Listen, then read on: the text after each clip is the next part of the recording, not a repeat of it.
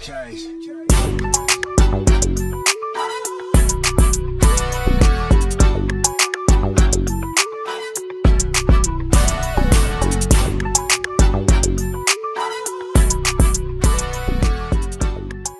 up, everyone? Welcome back to another episode of Elevated Media. We appreciate you guys. Oh my gosh, every time. We appreciate you guys tuning in.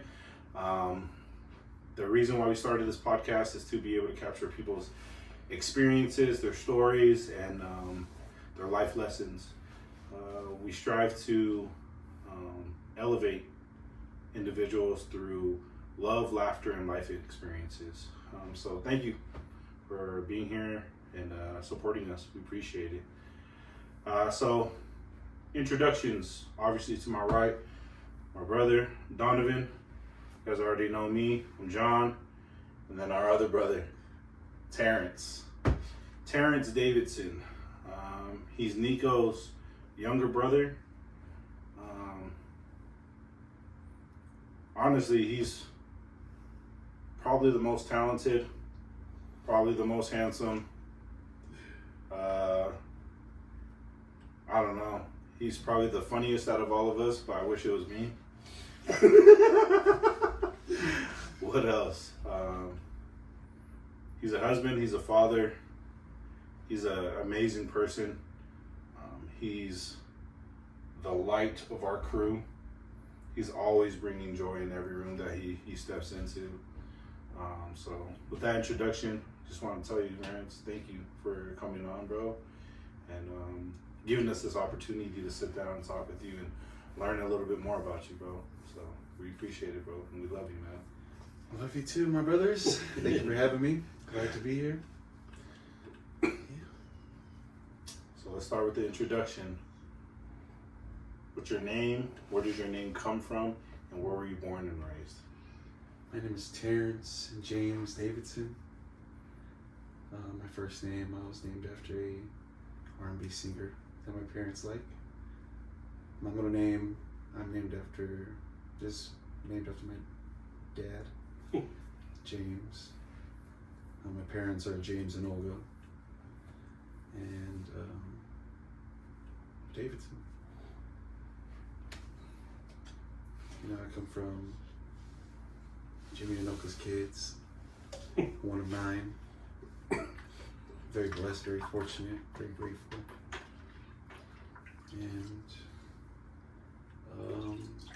not only within my immediate family, but as we can see, you know, surrounded by love. And happy to be here. Yes, sir.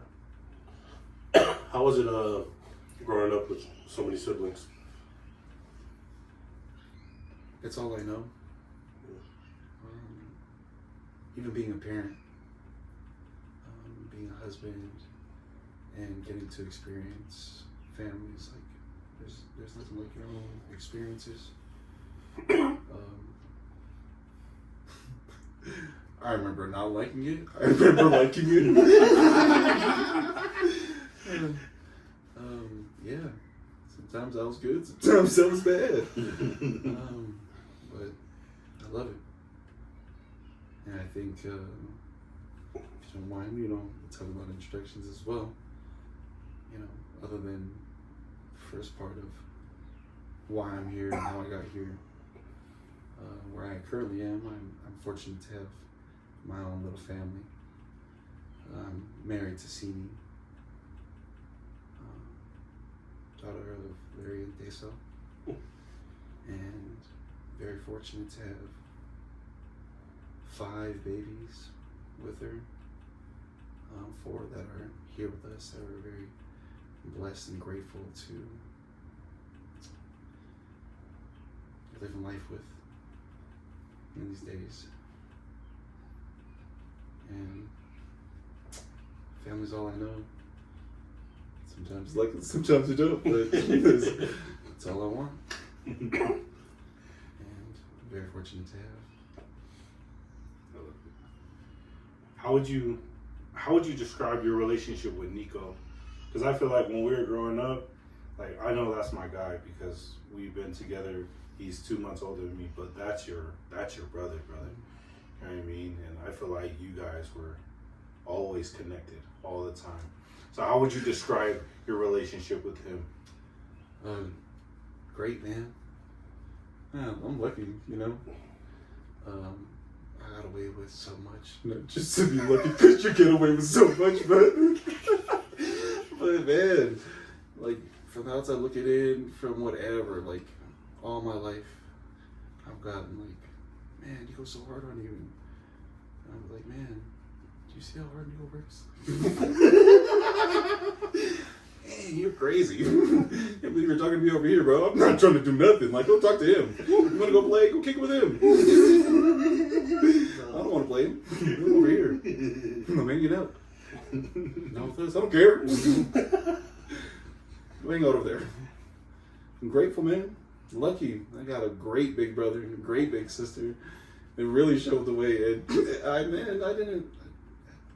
They talk about pressure, they talk about, you know, expectation, and I really experienced it and I would see it, but I was fortunate that I didn't have them like backing those thoughts up for me.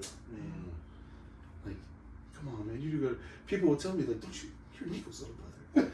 And I'd laugh in their faces, like, and Nico sucks. Nico doesn't suck. He's a hard worker. He's a great ball player. I heard that on the sideline. Someone was yelling at me. It's like, I don't give a he sucks. I didn't play nothing, man. I'm still on the sideline only because I'm Nico's little brother. I'm suited up for the semifinals with you guys. I'm chilling. And I was like, oh, I don't care. I love it.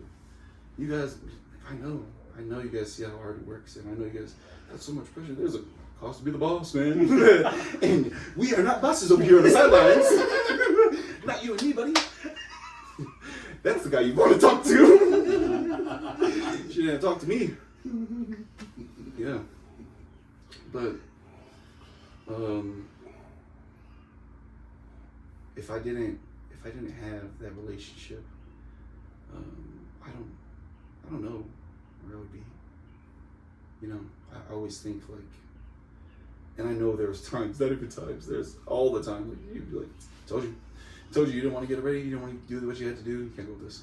I'm like, damn, bro, for real? You want to leave me behind? I can't go with you guys? You didn't do what you need to do, man. I didn't really think about those things for quite some time. And it never really made me pay for it, like took it out on me. Like, it's just when it came down to, hey man, I can't do nothing for you now. Like, mom and dad said you can't go. I can't ask anymore. You're staying home. So I got to learn, I got to see, I got to ask questions. You just see how tough it may be and the things that like might be, man, it's unconditional. Yeah. And tell my family that, man, it's surrounded with that shit, man. It's been like that, you know? That brought up a memory when you're talking about the sideline. I don't know if you remember, we were at Weber.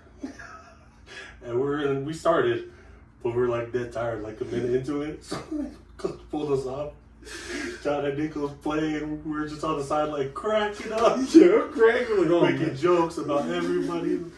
Can you guys take this serious? Like, not really. I'm tired. I don't want to go back here. I hope they don't bring us back here. That was the worst 5 minutes of my life. It's cold out here. Yeah, I can remember exactly what game it was. It's cold out here, man. They made a highlight reel. We were in it because I was like, yeah, we weren't in it this time. I don't want to condition. Yeah, I'm not gonna run, bro.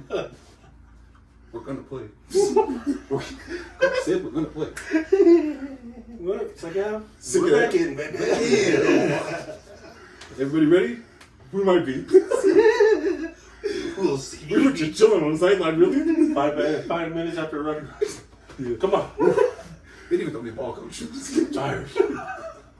That's so crazy, bro. Good times, man. It was fun times.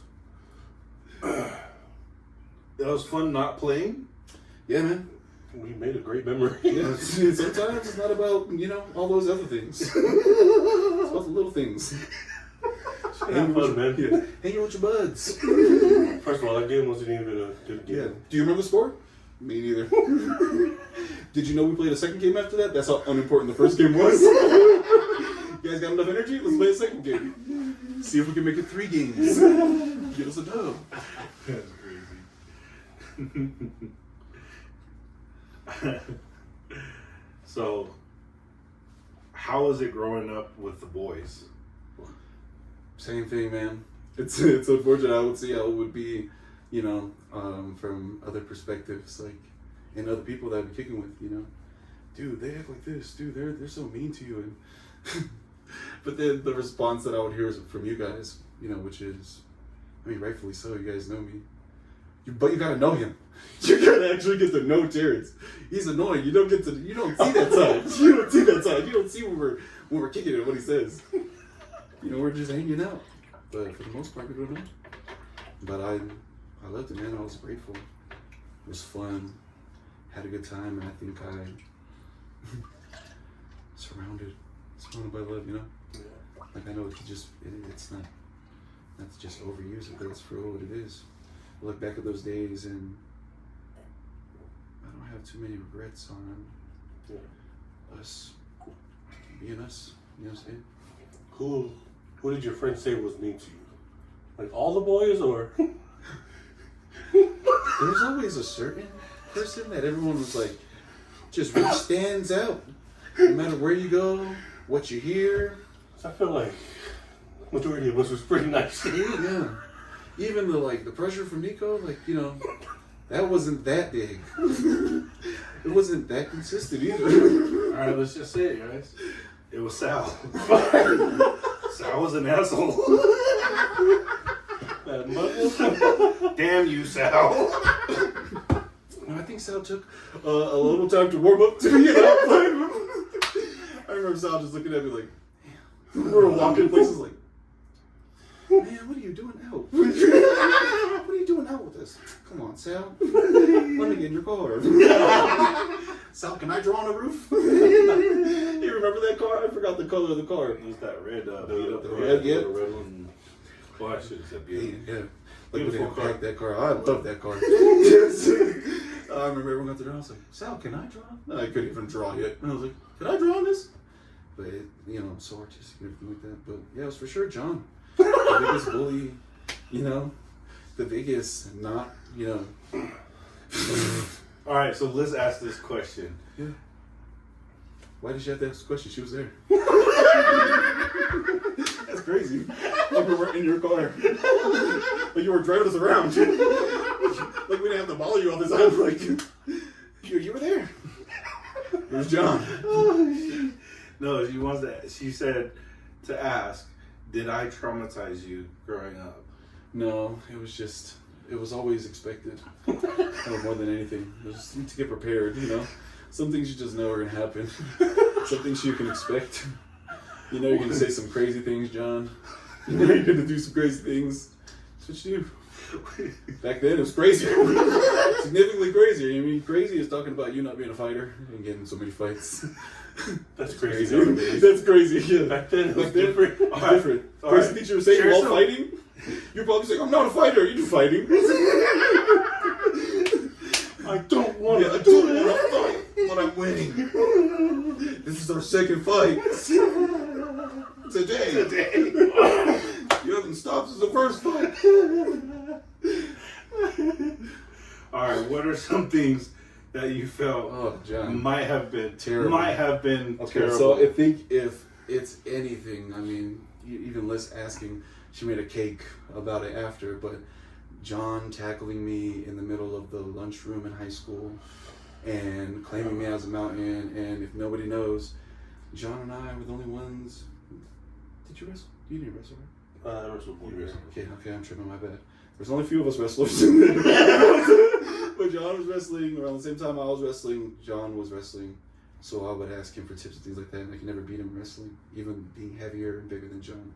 So even in high school, John pinned me on the table in front of everybody. Everybody's walking in. It's flooded. Like, I mean, it's high school lunch.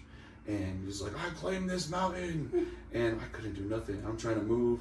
And all the boys just come and sit down casually all around on the circle table. Everyone just eating their food. I remember Casey eating nachos. Sal came and sat down. Donovan came in. I don't even know if all of us had that lunch, but everyone happened to come to that lunch. It's not like it was super long that I was on that table, but it was long enough to. Yeah, it felt long. It felt long. Everybody was coming in long enough, and I was squirming and trying to not be pinned on the table. But I do have. And then Liz made a cake about it years later. Like I was like, oh yeah, that makes sense. So traumatizing. I think it was reinforced. That's an ongoing bit. I don't remember how that all came about, to be honest. I think it was your birthday, maybe. Was that my birthday? Yeah, because I think it was like, "What's up, John?" And of course, you were coming to school super late because you were coming to school. So, John, I was like, "Oh, damn, you gave me a lunch? That's crazy. I didn't see you at the end of the day. Why do you still look tired? Yeah, Why is so much time? What's up?" And I was like, you came up and like, "What's up?" You gave me a big bear hug and then slammed me on the table, like for real, slammed me on the table, and then, I don't remember that part. Of course you don't. How many times did we do things like this? I remember you threw my pen into the middle of the assembly. That was pretty funny. They were like, "Hey!" And everyone's like, "Look at this! Like, what is he doing?" Damn. Was that the same assembly where the party people? I think so. I think it was. I think it was the same assembly. Yeah, see, you guys got me. It was payback. It was your idea. We just didn't agree. Yeah, we didn't agree fully. I laughed because I was like, "You did it too early." Well then. So that's all?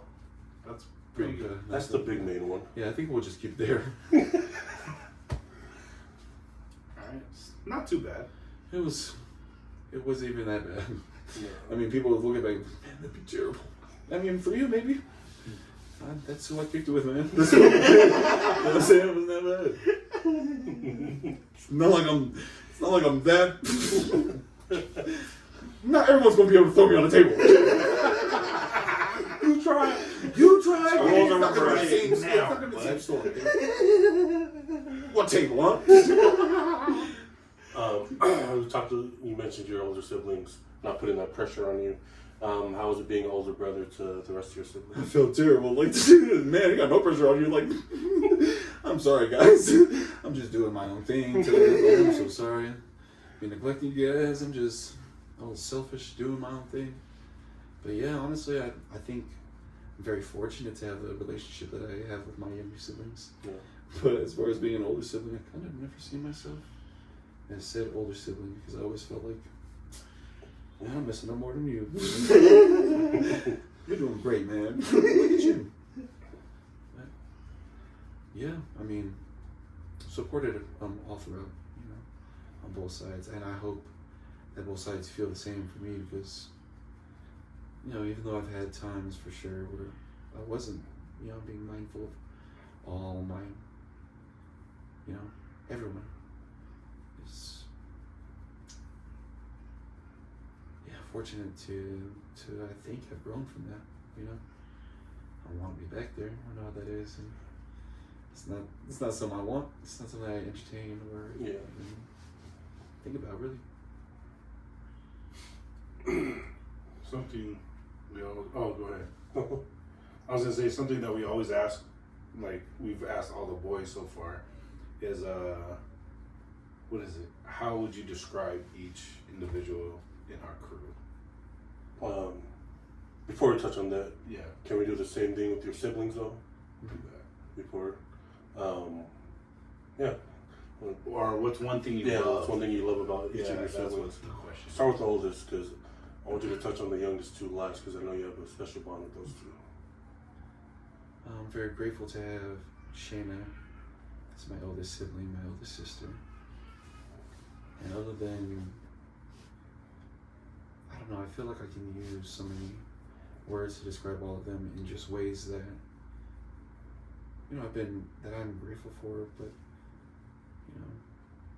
loving is so easy. Yeah. To be able to, because that's all I feel from and always have.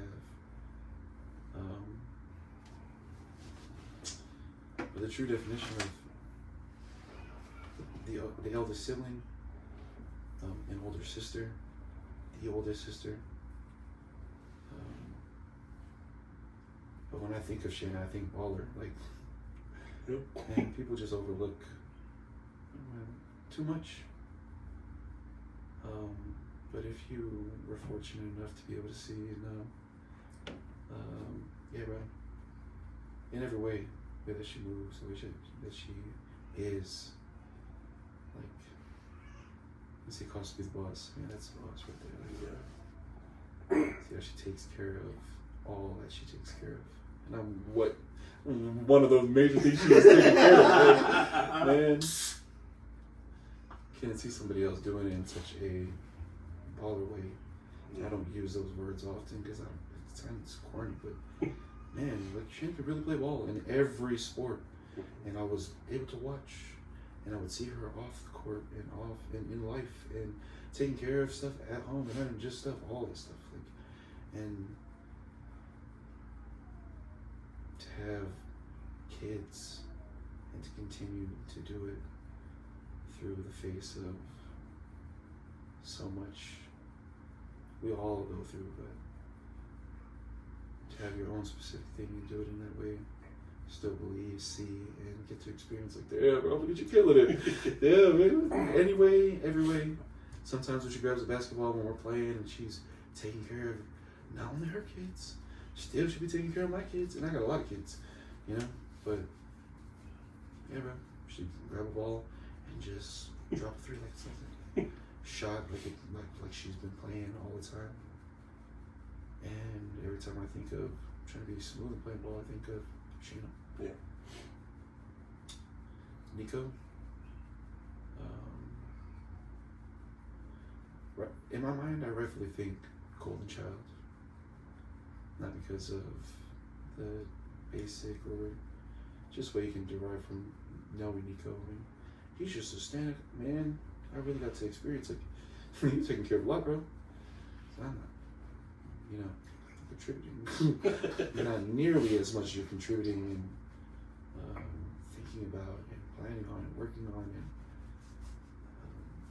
and helping with. And it just transfers. I don't know how else to say it because I always think of me being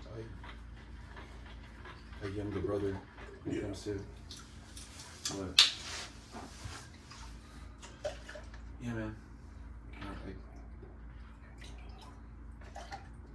it's terrible. Just I don't know if the golden child is the best way to describe it, but he's who I looked up to, man.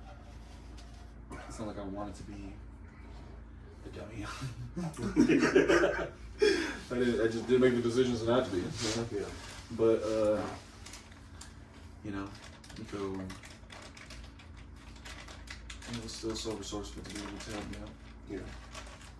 When I would straight up not do the work for all those things, and I just asked, hey man, need some insight as to what you get after doing all the things that you've done, you know. And it still shows to this day, like, yeah, it's not something you can just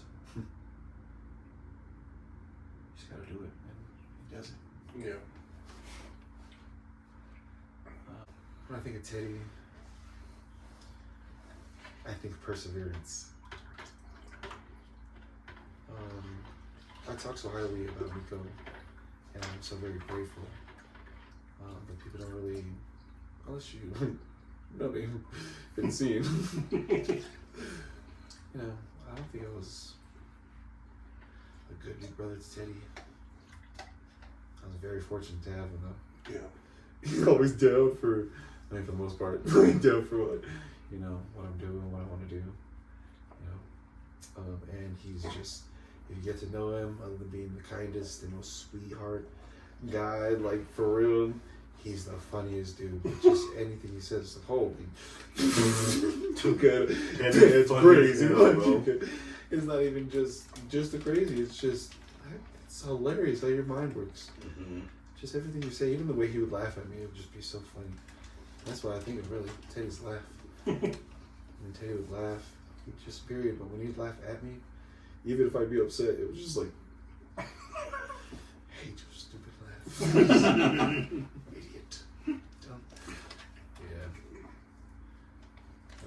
Perseverance, man. Yeah. Hard work. You just talk about, you know, That's what comes to mind when I hear about Ted. Teddy was, I remember when you guys already know, I blew up quick and stayed blown up. forever. Teddy blew up, and he had a choice in football, and he took the choice and got skinny and got fit and would work out and move and was strong and was benching a plate before me. First time he got on the bench in gym, like with me, I was like, all right, listen, we're doing a plate, and I was struggling, and I was a senior. And Teddy hopped under there and was just hitting reps. I was like, get off the bench. And I always talk to Teddy like that. So he was like, what did I do wrong? You know, I'm not saying that's good. That's how it was. Get off the bench. Move. What? You can't bench over here, man. I'm going to mix it out over here, okay? You gotta go bench somewhere where they actually bench. Like, you gotta go somewhere else. You can't bench that much. But there's a reason why. I remember Teddy be running them hills with his team and moving. And always pushed through. No. And as the big brother was it, I was literally, look at you go. Killing it, Teddy. Shut up. All right. Teddy, talking about strength. When he worked at Ashley Furniture, me and Liz were looking for furniture. And I was like, oh, shoot, Teddy works here. Let's go over here. Go over there, bro. We're walking around looking at stuff. I was like, I don't know where Teddy is. Bro, all we see is this huge freaking sectional, bro. Standing straight up. You know, all you can see is boots. I was like, what the fuck? And it's just moving around. I was like, what the hell is happening? Puts it down. It's freaking Ted, bro. Goes and picks up another couch and starts moving it around. I was like, Ted, hey man, stop picking those up like it's light. I need 2 of those. I can see Ted just carrying it. Oh, hey, John. Oh, yeah. About his business. Bro, he just did his little laugh and he was like, what's up? Hilarious. I was like, That's it. gosh damn. Okay, and what about Nephi? When I think Nephi, I think of a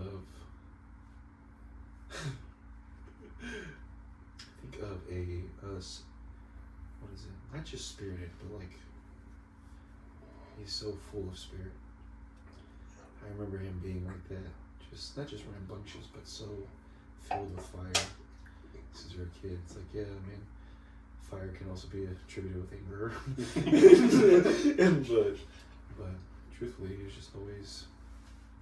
I remember when he'd be yelling at me, but I'm so passionate about this. I don't give a damn. I'm gonna win. I don't even want you to win. That's why I'm gonna win. But yeah, man, he'd always be fighting for it, and I'm like, I love you, man. Still to this day, when I see you, I see that glow, and I'm like, I love it. I'm so grateful that it didn't, that I didn't put it out. Being unsupportive, I don't know how else to say it, a-hole. But, yeah, very, very much. One thing about Fi is he reminds me of you when it comes to athleticism. Mm-hmm. I feel like you two, if you guys wanted to be, especially you could be the best in the crew at anything athletic. Like you guys are just naturally gifted with athleticism, man, and Fi is the exact same way as you. You've been smoking me at 21 for the last years, man. Like that was a decade at the least. I haven't won 21 in forever. I be trying, man. I really be trying. I stretch. I get ready before the week coming up. So we're going down to Mom's house. All right, stretching. I don't care about playing ball out where I play ball. Like, it's just different. Every time we're together, every time I see my brothers. But Nephi, he really want to work, man. And even when we were kids, I remember you guys talking about athleticism. Like Nephi really wanted to. He'd be like, man, he'd be getting after it. And he'd be beating me. I remember just seeing his face. And of course, younger me hated it. But as I got older, I started loving it and seeing it. I was like, I love it, man. That's good. Yeah. You see that fire, that spirit. I was like, good for you. That's how I've always seen you guys. It's like I always felt like you guys were twins. Yeah. Like for me, I was like, those two. I always gotta say no because I'm a hater. And I'd be like, I'm so original, but gotta be humbled. I think because of you and Nico, like how you guys like the shadow box. And I seen Nephi take an interest in it, and now I was like, dude, why didn't you do this professionally? It's so At least funny. amateur league. Hmm? At least amateur. Yeah, I know he's had an interest in fighting and since forever. Kickboxing. It's the first one I seen do like karate kicks. I was like, hey, you're too big to do those. Huh? But he was like, come on. Yeah. Talk about me liking shadow boxing. I never liked shadow boxing. It's just because, yeah, what am I not going to get beat up? Just gonna sit there and slapped around. He's going to shadow box me regardless. He felt actually like, I'm going to go next. Go now. Go now, check me out. I'll Go check next. me out. I'm done. I would have asked Ted if he didn't tell me to shut up already. Now we're at your younger sister's, Malaya. Malaya. Honestly, if you get to know Malaya, she's so damn funny. She's so, it's just, when I think of Malaya, I think of,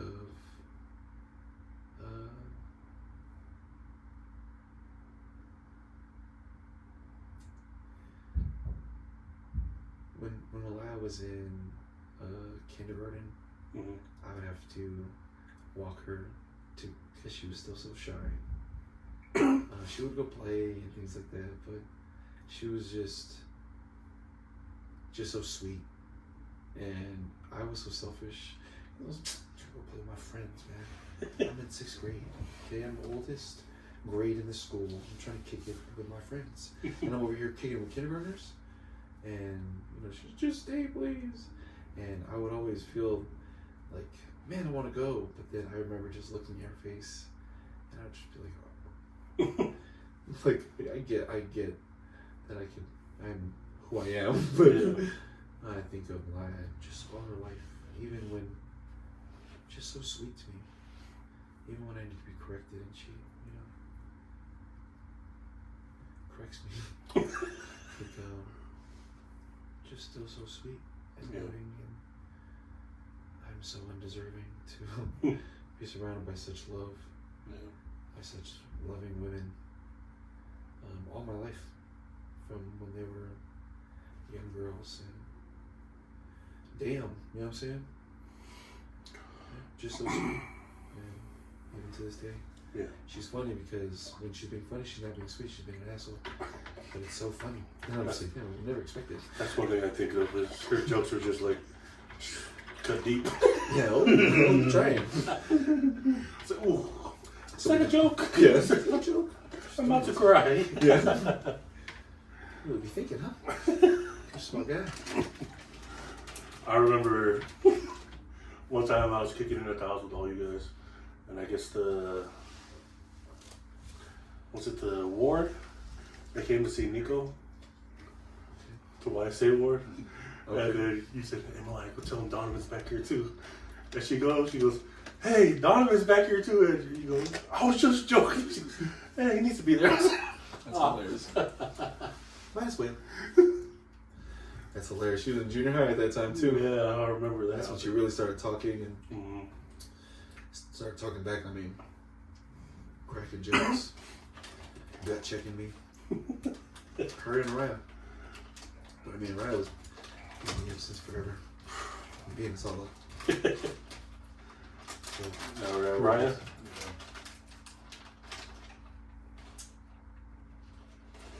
When I think of Raya, I always think of baby girl. Baby girl of the family. And also a big attributing factor. I only have 3 sisters. So both the girls are baby girls, in my opinion and my feeling. But Raya is the baby girl of our family. I mean, at least my opinion. That's what I say and believe. I believe. But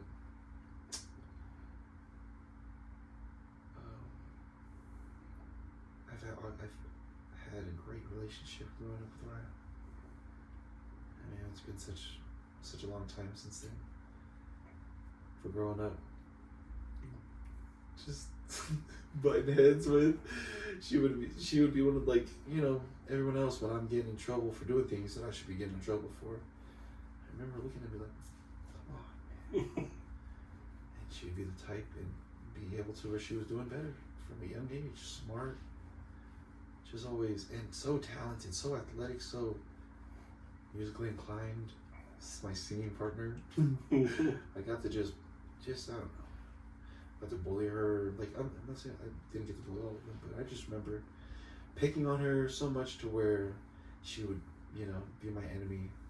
But like so quickly, I would be so fortunate to where she'd be back to being my friend and we'd be singing songs. And Yeah.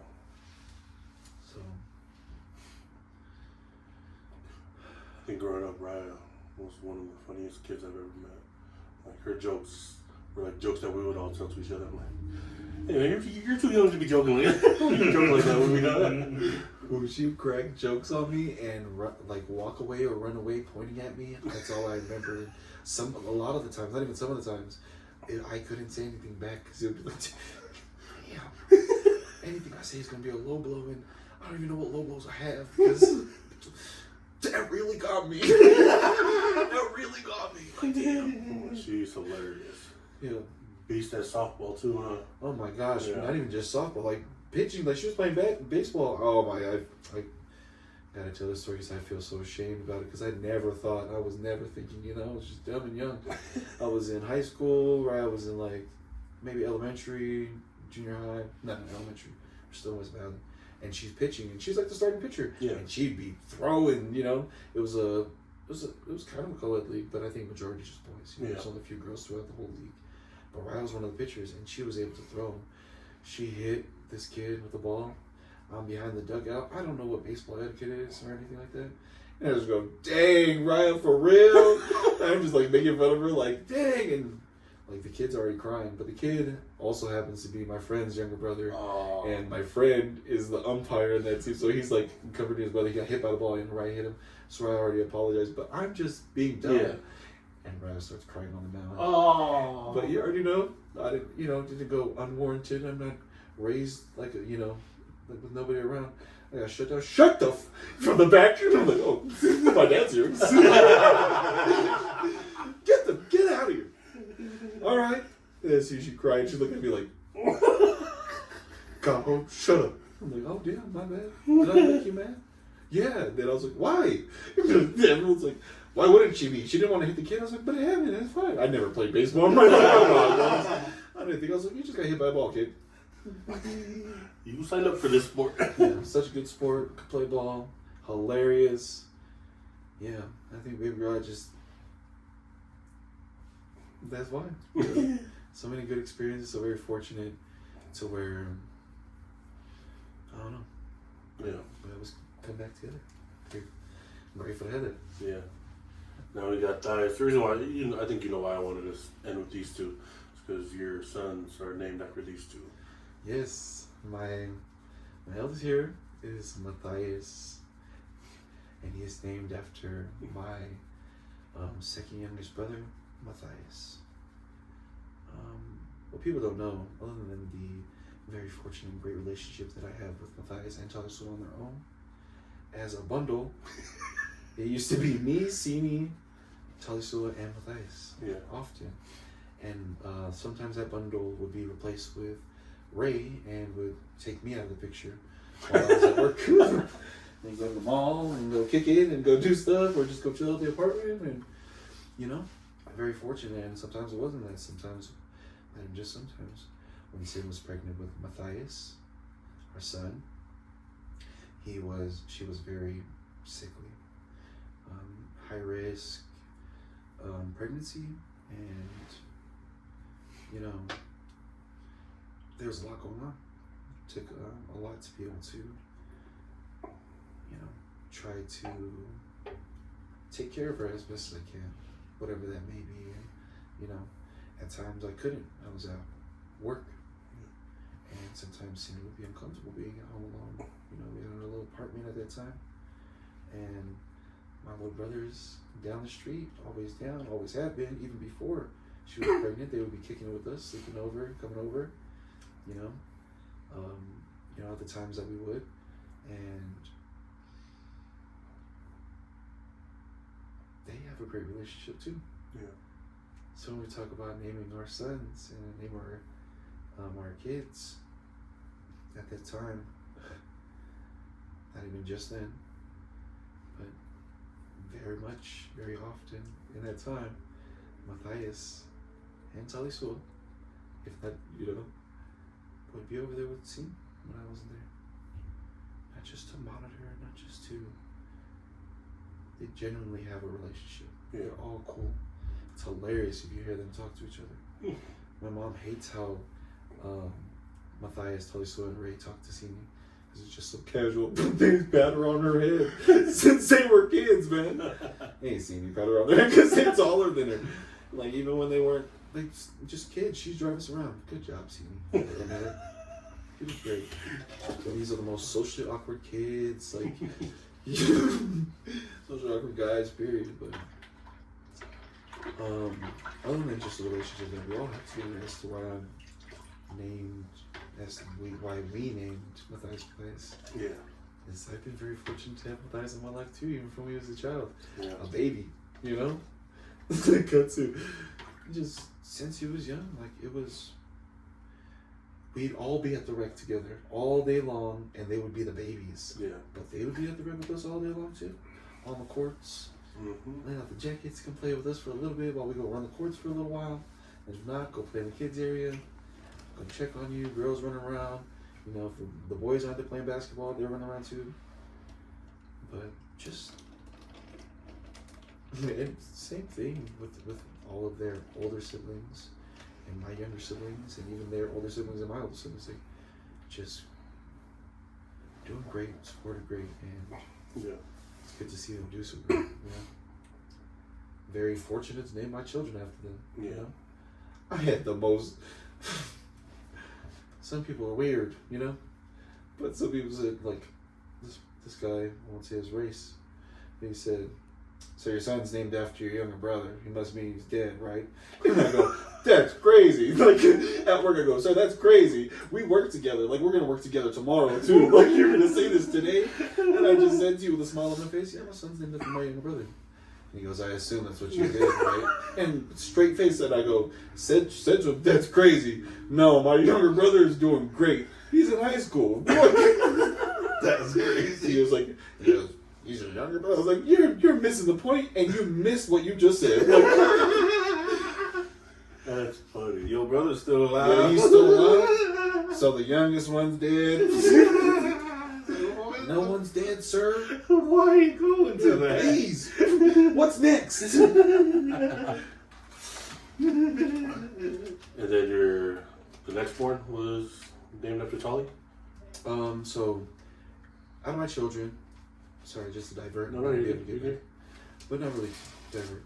You already know.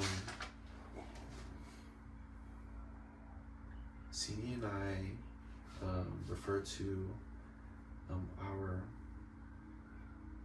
baby as baby from back in 2014 when we experienced our miscarriage, which, at that time I was talking to baby as baby. Mm-hmm. That's how we feel about it. That's what we do. And day after Sin's birthday, 2019. Sorry. Mosesa Alofalowaka passed away, stillbirth rather, and was buried in Valleyview, West Valley. And Mosesa is named after Sini's uncle, whose name is Mosesa, who, since I'm speaking on it, in my opinion, in my experiences, and from what I am very grateful to have as my reality today, is a very foundational piece to why Sini is who she is, and able to be and do what she does. And I am the biggest recipient of all of that. Yeah. And I was very grateful to be able to name my son after. He's hilarious, bro. Yeah. He's the funniest guy. He's I'm not even lying, just about funny. That's such a basic thing to say. He's very insightful, and he loves his family. He loves, he loves seeing them. It just shows. It shows in their stories, show that they love him and their experiences. And when I talk to him, and the reason I don't just like, hey, name my kids, you know, my kids are all named after people that I genuinely love and that I've experienced and believe genuinely love, you know, me and mine. That's what it's for. Yeah. I believe. And yeah, Moses is named after Uncle Mo. Okay. And Matthias is named after my baby brother Matthias.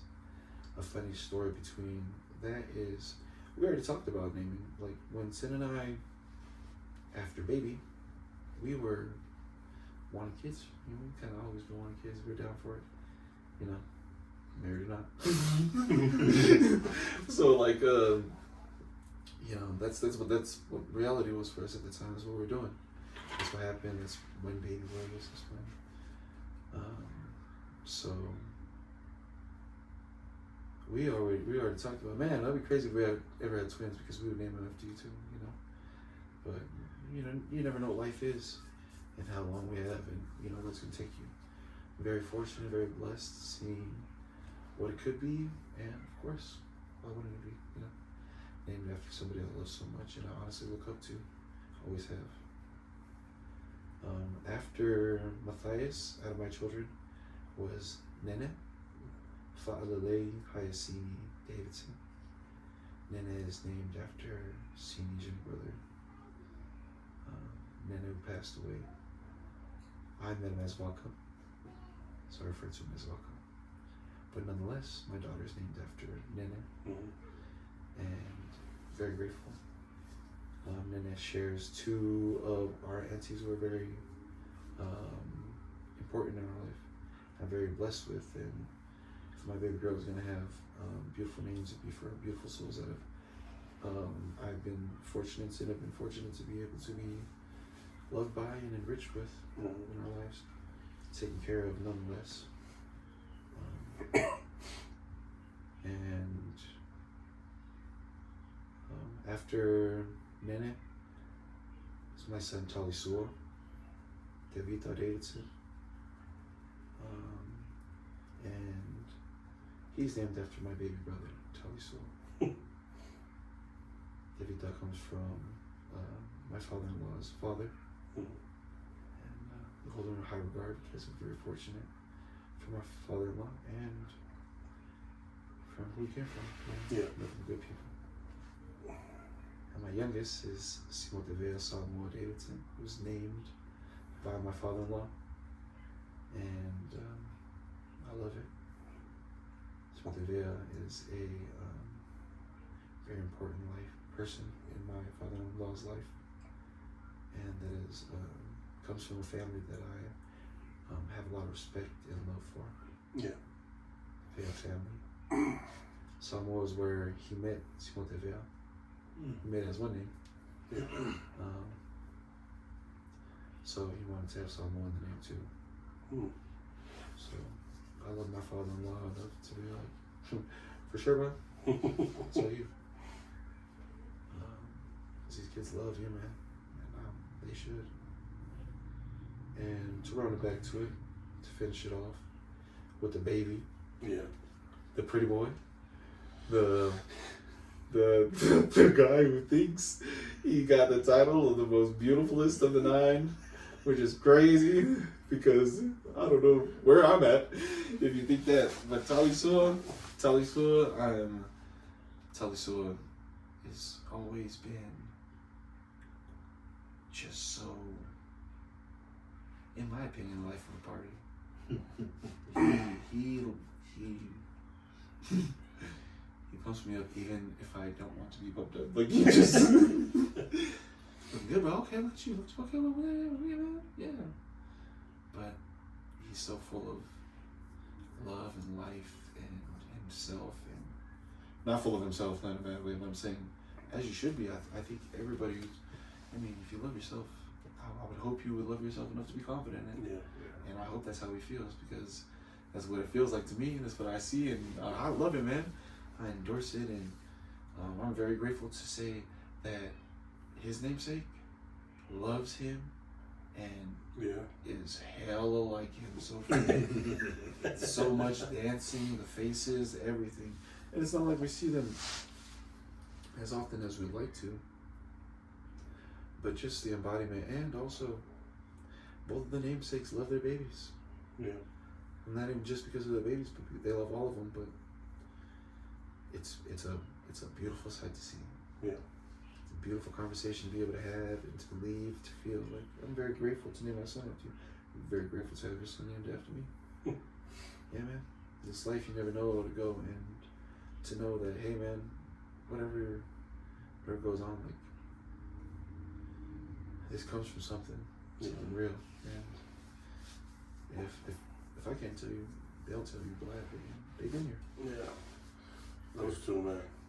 No, that duo is literally the best duo. Those two are hilarious. Oh my gosh. Tolly, bro, he is freaking hilarious. I love just like listening to him just crack jokes on everyone. Mm-hmm.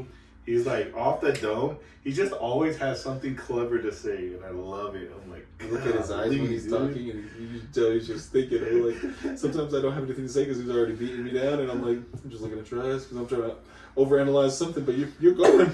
You're still going. Keep going. I feel like he's like one that's not even listening to any conversation. Yeah. He's just constantly, what can I say to make fun of you? Hilarious. That's exactly what I feel. Yeah, he's funny, bro. I love those two, man.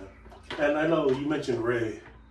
I know he's the oldest grandchild of your parents, but he's also very close in age with your youngest sibling, so I know he was kind of like a younger sibling as well. That's exactly how I feel. I feel about it. I know he's my nephew, and I've always been understanding of that. And sometimes I wouldn't be, thinking about that, just beating him up like he's my little brother. Yeah. But that's your nephew. I'm like, oh, that's true. But that's, when I see my nieces and nephews, and to all my nieces and nephews, like, if I don't recognize you, you just gotta come up and say hi to me. Like, I'll say what's up. I don't remember. Like, I was losing it. But like, that's where it stems from. Yeah. It was so easy to love this kid. Yeah. I always have, from when Shannon was pregnant with him, taking care of him, being a baby, growing up, being a kid, being an annoying little kid. But I mean, that's just a phase that I believe and hope we should all have. And it's not even annoying in a bad way. He was hilarious. He was annoying in like, how much better at yes, everything physically he was than all of us. Yeah, he's pretty talented, bro. Can you get out of my face? Dude, ever since a baby, I'm on the phone. Can you get out of my...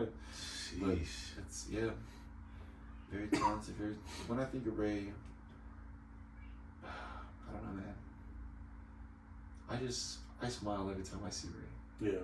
I think that's what comes to my mind. I just smile just because it's all I feel when I see him. Because he's, in my opinion, he's doing great. I don't really think in the comparison mindset. I don't believe. Yeah. So I don't really put him up against anything. But when I think of Ray, I just think, like, it just brings me so much happiness to see, like, damn, look at what you're doing. Yeah. Look what you're capable of, and I don't know about well deserved, but good for you. I'm glad if it's anybody, it's you. Yeah. And I'm glad it's you because you've been working for it. And you make it look so easy and makes sense coming from where you come from. I made it look easy playing ball too. You over there being a nice kid, playing with your teammates, allowing them to drag you down. But, that's life, Yeah. But he's keeping his head, being a decent person rather than just, what about me? Yeah. All this life. I can't even think of one time where it's been, what about me? Yeah. And I just think, man, what can I do for you? Like, I want to do something. Call me fat, but sorry, candy bars I can get from you. Go ahead, though. No, he's think of Ray, I think of naturally gifted. Natural, that's what, I think that would probably be the word, natural. Smart kid, too. Mm-hmm. Just, He threw a football, and I forgot, we're at the West Cliff house, and he threw a football just as far as I did. I said, what the hell? This 5-year-old is a beast. That kid, so talented, so natural, so just makes it look easy, man. Sure does. And I love that he can take it easy, but while he's doing what he's doing, you don't see him. Yeah. overwhelmed with anything, pressured. Just take your time, man. Do your thing.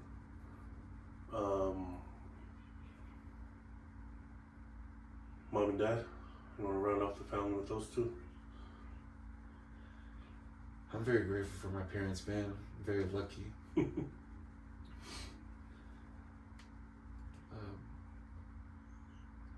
What haven't they done for me? I mean, there's only, I talk about my siblings paying the price, but they really raised me, They really checked on me and made sure I was good and had to miss stuff and prepare and, align things around me. And I want to make it easy. Birthday cake. This is supposed to be birthday cake. I would bend the rules all the time. Can I get a pie this year? Everybody else would look at me. What? And you guys already know. It's not like we're having cake every week. So cake was kind of special, especially 9 birthdays. Yeah. You're definitely not having cake every week or that often. You almost get it every once a month. Like, that's good. But pie, cheesecake, make it work. I come home after a sweaty day of football and not wanting to be at football. You're like, oh, look at this cheesecake. Oh man, you really came through, Mom. Thank you. Nico looking at me like, you're an idiot. Dumb. But grateful, man. I don't know how to say too much unless you know him, unless you know our relationship more than anything. But I'm very fortunate, Yeah. I was kind of a, there was reasons why I was getting chewed out in public, but, and sweated and, but, I was very fortunate because they didn't give up on me. Yeah. It could be so easy for us to make that decision to be able to do that to any extent, but I don't know, I feel like I wasted a lot of their time, doing a lot of dumb stuff, just wasting, but to this day they love me. Yeah. With or without kids, with or without sin, but even more so with them, and I can't even, surrounded by love, and I'm so very grateful, and I do accept it. And Yeah. I don't know, more than just acknowledging, it's just that's my reality. That's why I'm here to share. Like, I don't know how else to share. That's what I genuinely feel. Very grateful.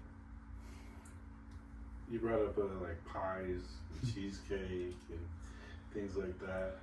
I have a question. Okay. So you already know where you're going. Go ahead. So when did talking to your food came into play? Man, that's hilarious. Nobody ever talked to my food. I never talked to my food or anybody else's food. Hey, the difference between me and other people, all right? Ah, damn. Okay, I wasn't talking to my food. Okay, I'm going to cut you off. This happens too often. The story has been repeated too often, especially for it to be on record. Okay? All right. In my head, when I'm eating, I'm looking at the food, and what do I got on this plate? I got some bread. I got some corn, and sometimes I'm just bread, corn, chicken. All right, cool. What am I eating? I'm just by myself. I'm just thinking. I'm not really, I'm just eating. Like, all right. One day the boys caught me while we're outside of the rig waiting for the cars. And waiting for our rides, and I was like, oh, somebody gave a cookie. I didn't know I had one on me. I pulled out, I was like, oh, cookie. And the boys heard, what did you just say? Did you just talk to your food? Did you say cookie? And they haven't let me live it down since. But if you're asking if we want to get deep, into my psyche, how I think, yeah. Okay, every time I'm eating a plate, I'm thinking, what's on this plate? If you don't, that's crazy. You just eat it. Yeah. You don't even acknowledge it. Be thoughtful. Okay, be deep. That's funny. Just on the ass. Yeah. That's hilarious. That is funny. You thought you got enough with the hill.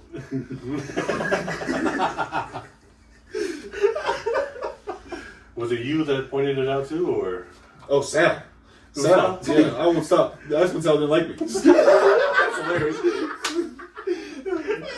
picked up on you. You were waiting for it. But John was for sure the first to reinforce it, so that didn't help. Loudest laugh. Cookie, did you just say cookie? Hilarious. I remember we was talking about like, well, obviously we spiral it into like something over dramatic. It's like, I'm gonna eat you, Cookie. You gonna get eaten today. It's like, The amount of people that believed it and will look at me like, You're weird, bro. you're weird. You really think like that? I was like, you really believe John? You're weird. Yeah, you're weird. you're an I idiot. can't believe you stopped to listen to this story. There's 6 of us sitting here on the grass. Like, you stop and listen to us. You're weird. Oh man. That's one of my favorite stories. That is the first. It is honestly pretty clear in my head. I stopped doing that pretty out loud, like pretty quick. Yeah, nobody's ever gonna let me live this down. Jokes would do that to you. Yeah. They'll get you. Just like them cookies. Just kidding. So I'll do the boys. Yeah. All right. Starting from the oldest to youngest. Okay. Nico, same thing, man. That's the guy I looked up to. Playing ball. But I'm very fortunate. Like, when I think in a crew sense for Nico, I think of... It's never like I want to be the leader. I want to be the new leader. It was more of like, I'm going to do it my way. You know? And he wasn't necessarily opposed to it, but he was going to show me as to why it wasn't going to work. A lot of the times I was in denial, like, no, it's going to work. It's going to work this time. But, you know, actual work shows over, you know, just all these thoughts. All these, if I want to. But, yeah, man. Yeah. Playing ball, growing up, being in the crew, even joking, battle rapping against him. The one time, the only time, just get slapped in the face after he rapped, and all the boys I laughed. forgot about that. All the boys just laughed. They didn't support me at all. It was supposed to be my turn. I was so upset. I didn't even rap. It was at BJ's house. Yeah. Yeah, so I was just getting into battle rap. You know, we had our little short phase. I loved it. Listening to, watching battle rap, and it was pretty cool. And we were trying it out, and I thought Nico was being genuine. We were in BJ's living room, and he was like, "Hey, you want to go battle rap?" Because he knows I was listening to it often. I was sending bars to Donovan from battle raps we were watching often. Nico wasn't too into it yet. I don't think, at least. He wasn't showing it. You know, making fun of me a lot. But we went to the garage, in BJ's garage, and I was like, yeah, I'm trying to get hyped up, you know, living my 8 Mile dreams. And I'm like, oh man, I gotta get ready. Like, I've never been in a rap battle before. I've never even rapped out loud before. And Nico raps, and he's just saying stuff, and we're just cracking up. I can't remember a bar. And he, like, maybe slaps me once, and I'm laughing, but he's like, yeah, I'm gonna hand it over to Terrance. And I start rapping. I didn't even start rapping. I got slapped in the face, just pop. And I started trying to rap about something. I swear I started like talking about guns. Like, that's how hard I got slapped. Pop, pop, slap. And he's laughing. He's laughing while he's slapping me. He's laughing. Pop, pop. And Donovan's right behind him cracking up. Clear. And BJ being the loving person he's always been to me, he's sitting there not laughing as hard, but looking at me like, you good? Like, you just got slapped 3 times in this battle rap and you haven't got a whole bar off. Like, yeah, man. It was I was grateful to be able to be in competition with him, but not necessarily in competition with him, trying to take him down. You know, the only reason why I'm able to catch football is because he needed somebody to catch the damn football, and that's the one. Like, as soon as I started catching it when he was playing quarterback, throwing bullets, and I was like, yeah, that's my way of like, yeah, I'm better than you. Throw the ball back. I can't throw the ball. I can't throw a ball with a damn. Dude, that guy can throw bullets, bro. He's the one that made me start wearing gloves. Terrible. I was like, hell no, bro. I'm not catching these damn balls freaking without gloves. He was crazy. The funniest time, we can cut this out. He walked it out too. I remember how we were all playing, and like Terrance did something, but he got in Nico's face and just playing around, talking crap, and Nico goes, "What?" on his lips. Oh my, on my lips in front of everybody. I didn't know what to do. Bro. That's the best, bro. And me and all of us at that time, I Oh, was not playing with We're that. not having And that. what could I do? Fight him? I couldn't even beat him. And we're in front of everybody, and you already know they weren't doing nothing. Oh my gosh, I was rolling, cracking up. I couldn't do nothing. And I was like, that's terrible, because you guys would always do it. What? Oh, they get in my face and then hit my nose and like, get off of me, damn, bro, for real. All three of you, get off of me. Oh, that's hilarious. I love that. So often. Oh my, the dumbest stuff. Oh man. The worst thing, the funniest thing was when Nico would do things like that in front of my mom. Shut the. Yeah, what are you gonna say? It's just so dumb. It's just hilarious. Yeah. Who's next? Is it you or Sal? Who's older? Me. You. Yeah, me and then Sal. John, honestly, I would always think confidence. Yeah, even if you don't know what you're talking about, you might find your way to it in a way of, confidently finding your way to it. Like, you don't learn it, but you're learning confidently. You're gonna yell out some answers like, yeah, you weren't right, but you thought you were. Got it. But confident more so than in being yourself, being able to push yourself, like not push yourself onto people, but to push yourself to be out there. Just like you're talking about being able to have conversations. That's not easy to have. I do the opposite every day. I avoid it at every cost, and I'm pretty good at it. I'm good at it all day long. I know how to dip out of a conversation so quickly.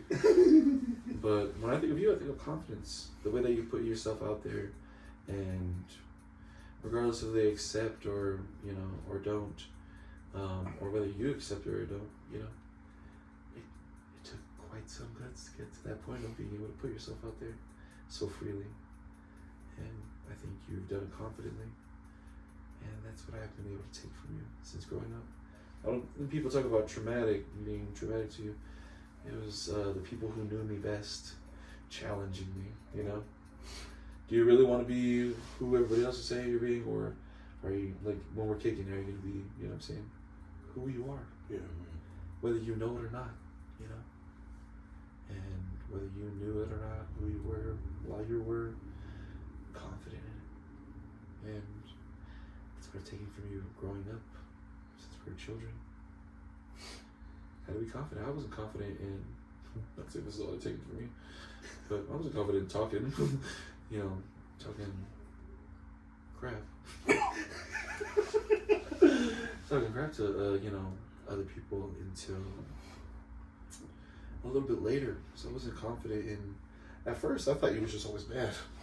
Most people that was talking, I thought you was just mad. I thought, you're just angry at that guy, man. Like, I get you, John, you're already beating him, and I know you guys are kind of bumping each other during this basketball game, but you've been talking the whole game. Everyone's been quiet. The whole rec's been quiet. You've been talking the whole time. But then when I find out a little bit later, it's like, oh yeah, because it's different, You're applying yourself to the situation. You're applying yourself to someone who was trying to have you not, Why live in that? No point. No reason. And I love that. So yeah, I think that's what I'm taking from you, confidence. Yeah. Salvador? That's Cool, the man. Salvador.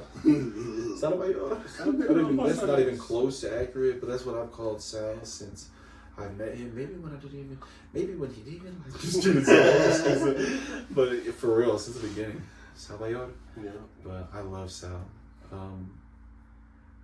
Hardworking is very easy to say when you see it in Sal. But loving and supportive is crazy, because you see he's hardworking. You see his time is limited. But the fact that he puts in the love and support that he does, because when he comes to sports, it's not no half love. It's not no half. It's love, and it's always been like that. Popping up at the house like you guys talked in previous episodes. It's not just because you need a place to stay or regardless of whatever. It's always Sal, and it's not like Sal's like, oh, I got something to eat. Where's that spaghetti at? Yeah, it's always all love. And regardless of how you guys, even how Sal may feel about it, like, I was not even at all. I never took it at that. I knew I was a handful. But who else was gonna, kick it with me? You guys are my crew. Like, this is what we're supposed to do. I didn't think it was all gonna be on me, but hey, it just happened that way. It just happened to be on me. I'm down. I'm down. Sal's always been so. I met Sal. You guys are in high school? Maybe in junior high? Going out of high school? Junior high. Junior high? We were in high school. Okay, so so I was in junior high then. Yeah. So you guys were in high school, I was in junior high, and I met Sal around that time. But you can't even attribute that to the real love, support, that family, man. Even when Sal was on his mission, still kicking with the family. Mm-hmm. Love Fika, love the boys, love Auntie, love Fika, love Rosa, everything. It's always been like that. I kick it with him when Sal, you know what I'm saying? Good times. And it's not even just because he supported me, it's because I genuinely felt that. I genuinely felt that love and family, and that's why it'll always be like that for me, for all of them. And of course, Sal, man, support, and yeah, man. Yeah. Who's next? Beej or you? Me. You, Beej. Door. You, Beej, Dumar. What else is there? So, yeah. Then me? You want to talk about me? You got nothing about me?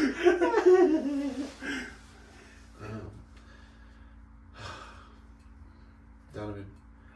I think of Donovan, I think of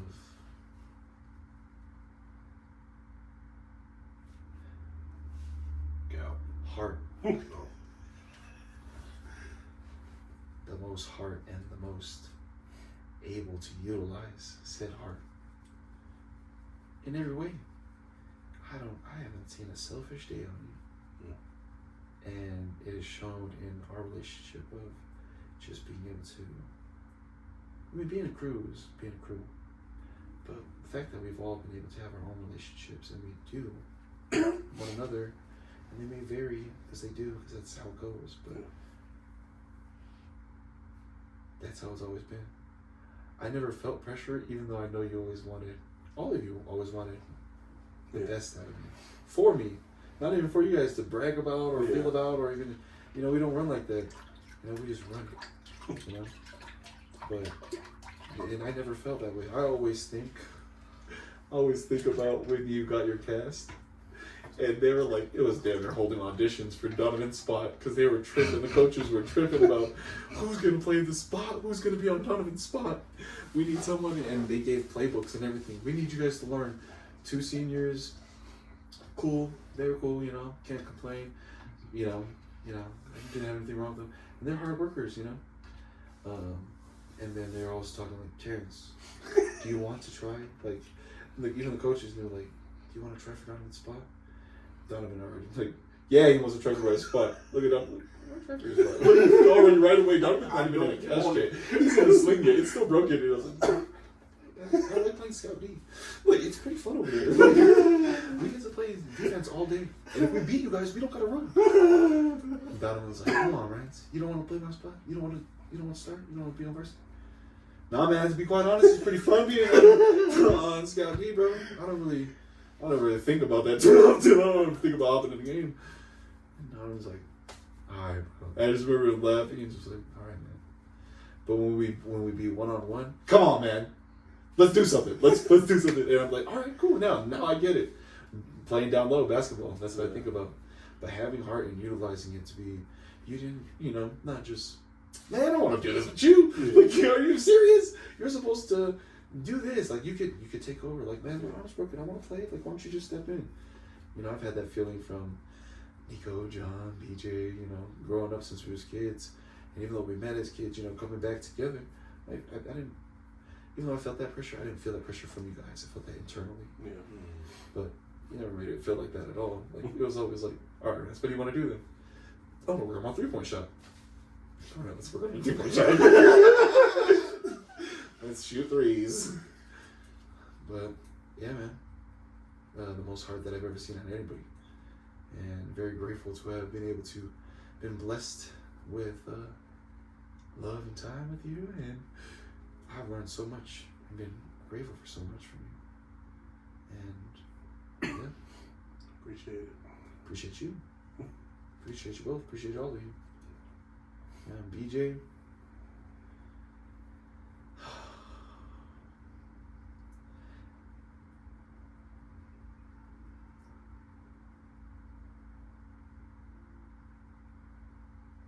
BJ has loved me since I didn't even know we were kids. I just wasn't thinking much as a kid. I remember being a young kid, and I don't know how else to phrase this, but we just moved from California. I'd be nut checking BJ pretty often. I remember just getting like sweated by, some of the girls. Rightfully so, like they shouldn't have sweated me for nut checking BJ. But I'd be kicking him. Like I remember playing chess one day, and then BJ just like he never took it out on me. Just always loving, always sharing, always caring, always. Do you want to come? Do you want to roll with? What do you want to do, Rance? So down with. It's, I don't know. It's tough to put in words because, we talk so. I got to be behind Nico. It's not anything. At one point, John was on Hunter's side, and we were on Granger's side. Mm-hmm. So we were split. If people don't know what West Valley is, and growing up at that time that we weren't. And it's not like we were split. We just lived far enough away, so we weren't seeing it that often. But going to school, I went to elementary with BJ. I went to junior high with BJ. I went to high school with BJ, as well as with Nico. I got to be in their shadows comfortably for quite some time. So people are like, you're not as nice and smart as BJ, and talented as BJ. You're not as quiet. You're not, I thought he was your brother, but he couldn't be your brother because you talk too much. Oh yeah. Cool. Thanks. But Nico's your brother? That doesn't make sense. Yeah, I don't really care. I'm in 4th grade, lady. You got any more snacks? But it's tough to even think about a word for it, honestly, for BJ, period. But I just feel so much warmth and love every time I see BJ, and it's been that since we've been children, growing into men, into our own men, and even being at this point of being old men, getting to that point of, we have things other than ourselves going on, and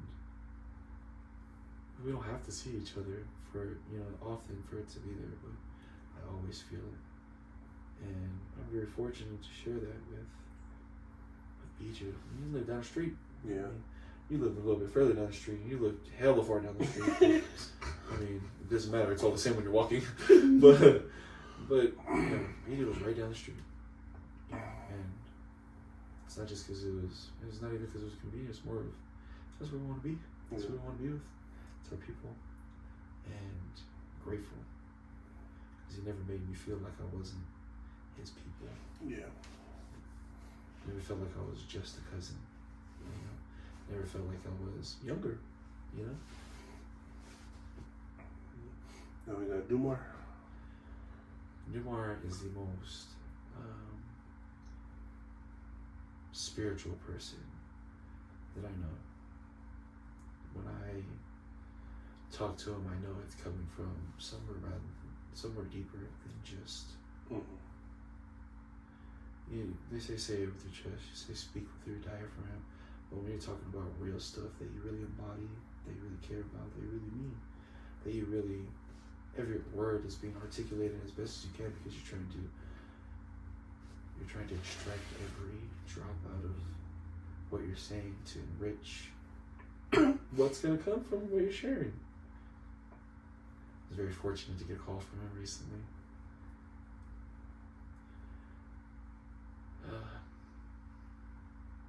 I don't do a lot of the reaching out, you guys know. Yeah. very fortunate, blessed. Man, that's terrible. Yeah, I don't do my part at all, but you know, recipient of this. You know, so I'm telling my experience, and you know, he is from a distance. It doesn't feel that way because the connection is real, and yeah, it always has been genuine, and that's what I felt since we were kids.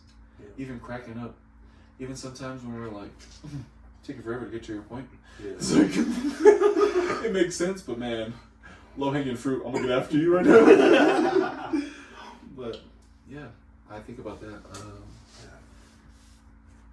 I think if he's saying it, he means it. And if not, he's gonna follow it up with this. Yeah, just this.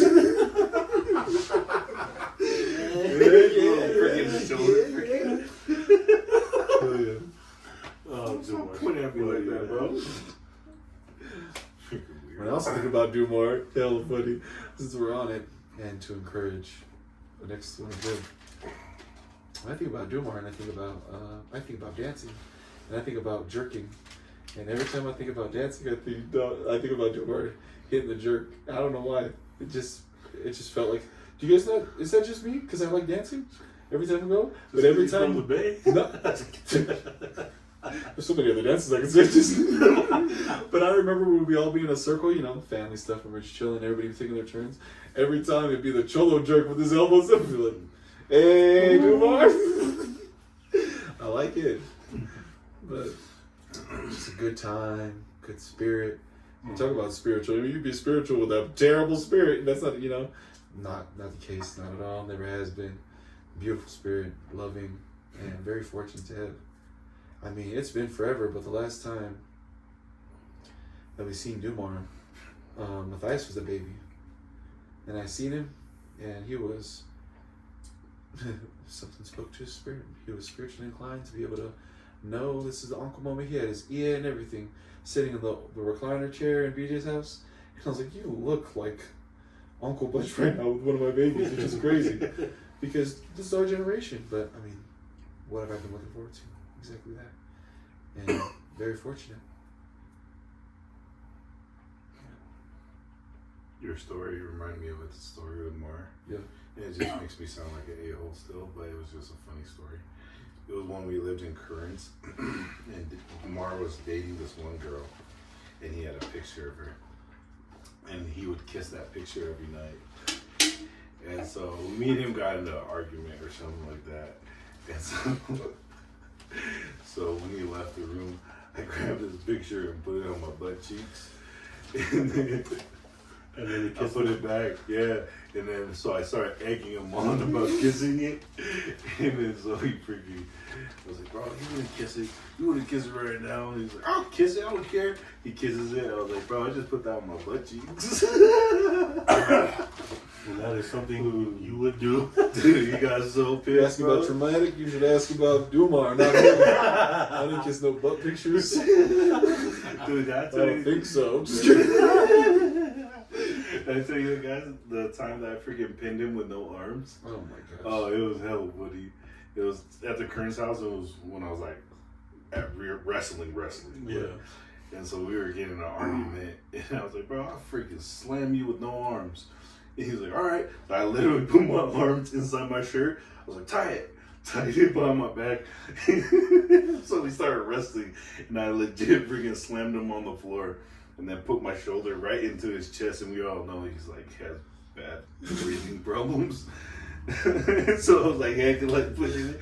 I can breathe. I was like, seeing some wild stuff, but it was hella funny though. Yeah, we need to get Dumar on this podcast when he gets here. Dude, freaking Mars is a guy, bro. Yeah, for sure he's probably the one I did. Yeah, not me. People talk, but they don't know. Yeah, know what you're talking about first, people. Talked about the boys, the siblings, mom and dad. How did you meet Sini? So I met Sini through one of her cousins, just by, very fortunate. My mom was very close with my friend's mom as well. My friend Taylor his mom, my auntie Colony. I always call her that. Got a lot of love for her.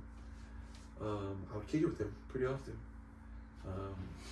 We met at football, you know. Made it to the B team. Am I right? Am I right, people? You know, sometimes the universe just tells you where you need to be. You know, I was there.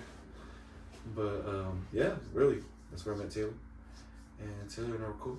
We were kicking it for a while. And one of those nights where we just happened to be sleeping over, we happened to be going up to his cousin's house up in Ogden for, I don't know, I was a kid. I was like maybe in 7th grade, if not going to 7th grade, summertime.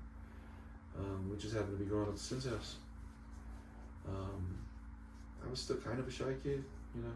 It's easy having 9 siblings, especially when you blend in, you know. And, you know, my friend was, we were cool, but he started doing his own thing right away. He left me hanging.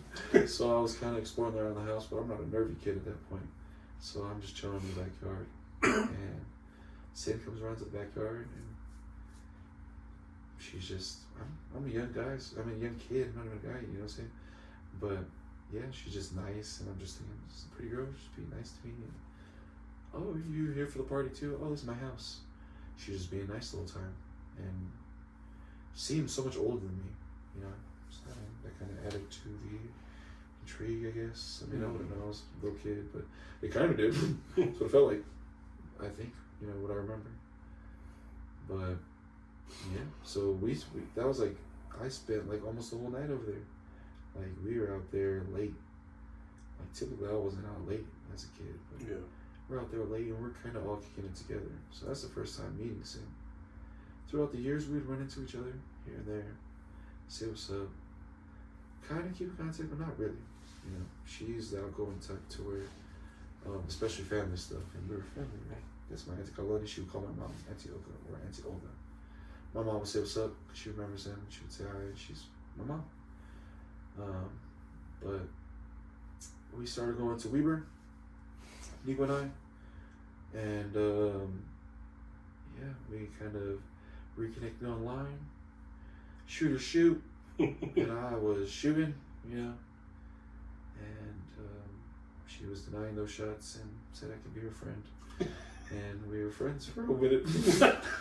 Oh, shoot, I didn't know that. Well, I mean, and it's not like she was like head over heels, like falling for like, oh my gosh, you are the smoothest guy. Not at all. She was like, huh?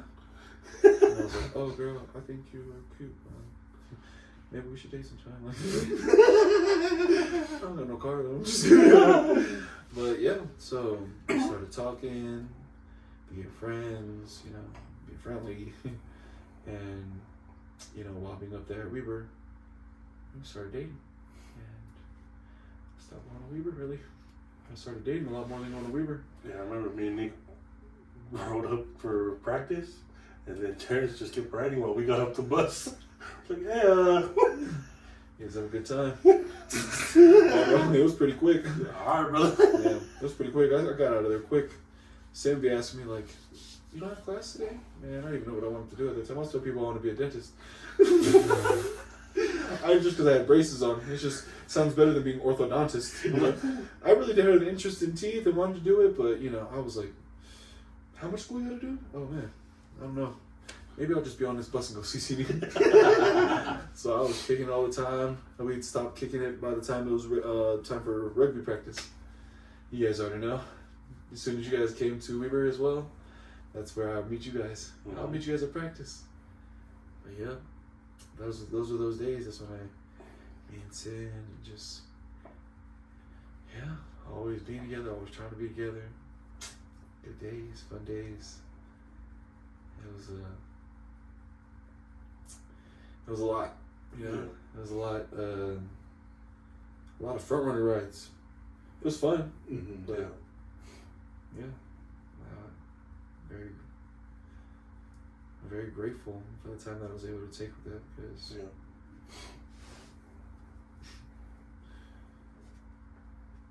very grateful for seeing me. Outside of just the relationship I have with my kids, like, I owe more than a lot to see me for who I am. where we've been, even before we got together. You know what I'm saying? She's been that.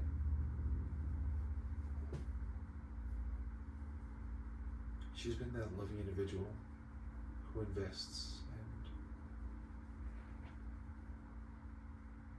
like it's not even for anything else, but because she believes in me and she wants that for you, whatever that is that you want. Yeah. And damn, I looked out because, man, I can be honest with a lot of times I don't know what I wanted. Even to this day, I have times, whether it be on the day what I want to do or in life, long term. She saw it though. Yeah. Not just because she saw it, but because I often believe in myself less than she believes in me, and sometimes I feel like maybe you're delusional.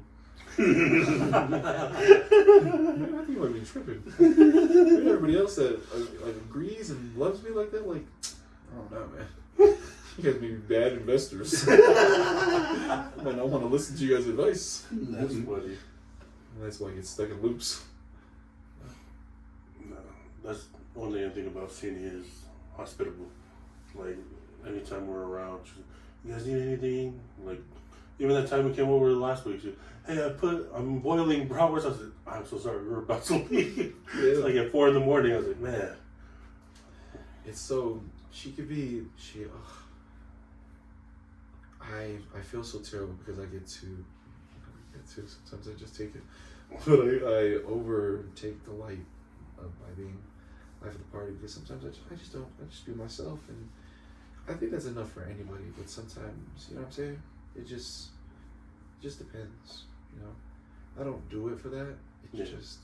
So you are. It shines sometimes, you know what I'm saying? So you are. Sometimes we'll shine in our ways, being confident within yourself, being able to show that heart, you know what I'm saying? I'm gonna say all I am is life of the party, but shining out there is something I honestly like to do, Mm-hmm. When I'm feeling it, I'm feeling good, and I'm enjoying it, I like, when she's life of the party, I love it. When she's on one, and it doesn't have to be on one, you know what I'm saying? Just a good day, and she's feeling herself, like, I feel myself a little, I'm confident in myself a little too much, but when she is, I will gladly step aside, and I lovingly embrace, like, the light that's coming from all this. Yeah. In no way do I want to partake or participate in or be a part of. It's your show, and I'm loving it, And when she is, it's just, yeah. Yeah. The one question I wanted to ask, when me and John talked about this before you came was, and you mentioned it a little bit, you had a brother-in-law pass, and you had a baby Mosese pass away. How are you and Sini able to deal with that grief? Or how are you guys continuing to deal with that grief? What I've learned through those things is just, it's going to be there, There's so many sayings, and I'm terrible with verbatim for sure. But the love's always there. The love's always been there, and the love will always be there. Tributes is cool and all, and I think that's a thing for people, and in a way, and rather than just tributes, I really try to pass it on, like embody those things to where that's why I love these people, because I don't think it's something that I just want to trophy or just be like, hey man, back then I was like, nah, real life, nothing but love, baby. Like I felt, and we experienced, and they had nothing but love for you, the purest, most, and that's what we have for these people that we are missing. And it'll always be that way, and it's kind of a big moment of clarity, and when reality set in for me, it's like, regardless, our time's all gonna come, and regardless, you have the decision to love or not. Regardless of whatever's going on, that's making it tough, making it easy. If you're not doing it, then you're not doing it, and you can't say that you were.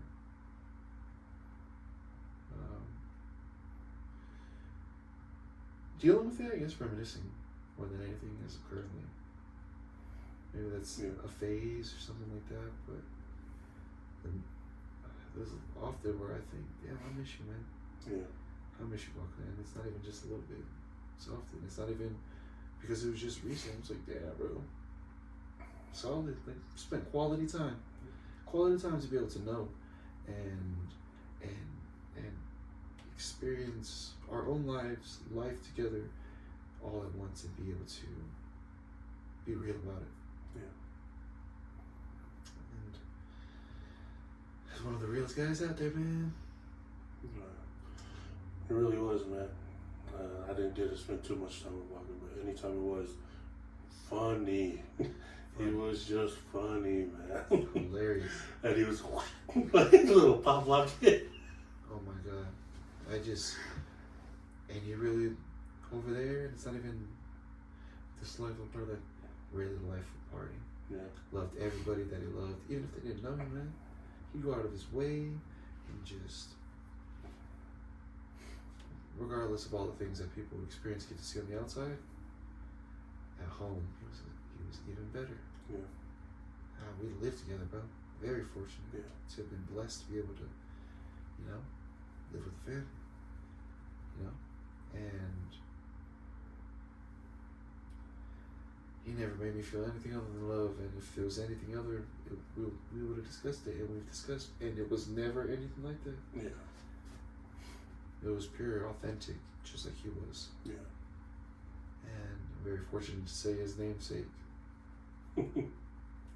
Hilarious. And it's not even so easy to say, oh, just because they're namesake.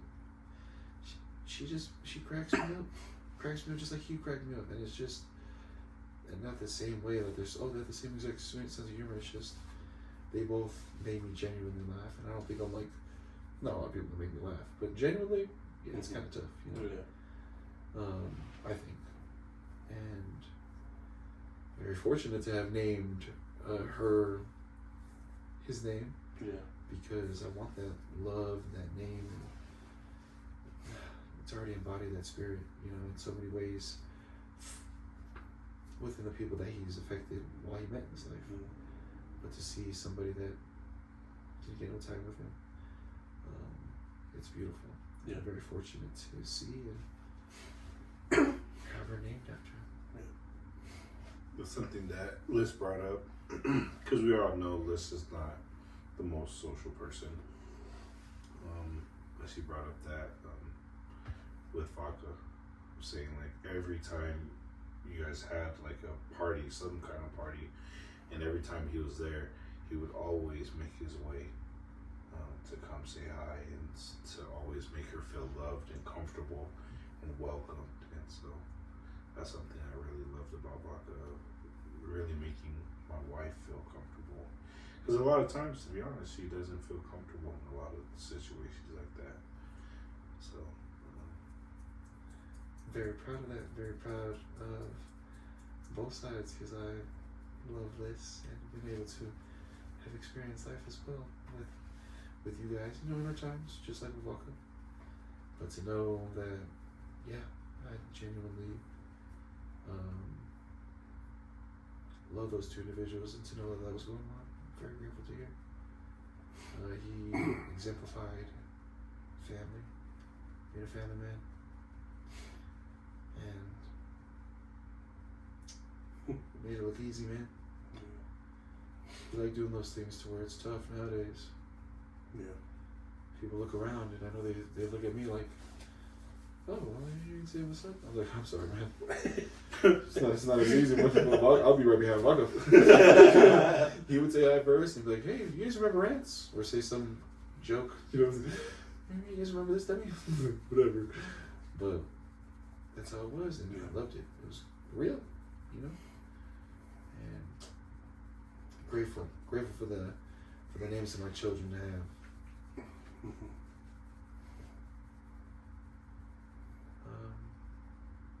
I just feel children's names. Fully, I didn't tell them, but baby Mosesala Folavalka Davidson, Matthias Duipagotu Davidson, Nene Falale Hayasimi Davidson, Talisuo Derita Davidson, and Simotevea Samoa Davidson. Simotevea is my biggest baby so far. Yeah. Mm-hmm. And he's so full of life, just like his siblings, and he's so surrounded by love by his siblings. And come here, what we've talked about so far and all that we've done is it's reminiscent of that, and that's the environment that I'm trying to create, support, and raise my children in. And very fortunate to be able to have a first-hand experience, in my own life. So yeah, it's been good. Anytime Purple Rain, man. I always think of Baby Moses, man. I love that song. Yeah. It's it's something I've always loved that song. I've always loved Prince since I was young. I don't say always, but I mean as far as I can remember, I was always listening to my parents' music. Mm-hmm. Took like into Prince pretty quickly, easily. Purple Rain, I just thought was so tight. Like everything about it, even though it's a long song. Everything about it made me want to just keep on replaying it, listening to it, try to sing it, hit all the notes. I remember just singing it to, might have been ugly, but singing it to Sam while she was pregnant with baby Mosesa. And that's all I thought about. I can't wait to share this song with my babies. And it gave me a really different experience than I was expecting, but I enjoyed now. And I'm grateful for it now. And I look back in very grateful, full circle way, I guess.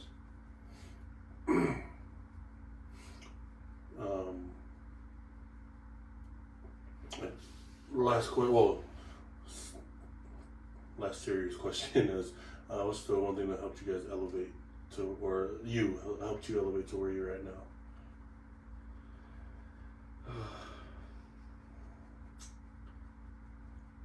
I mean, I don't feel like I'm elevated yet,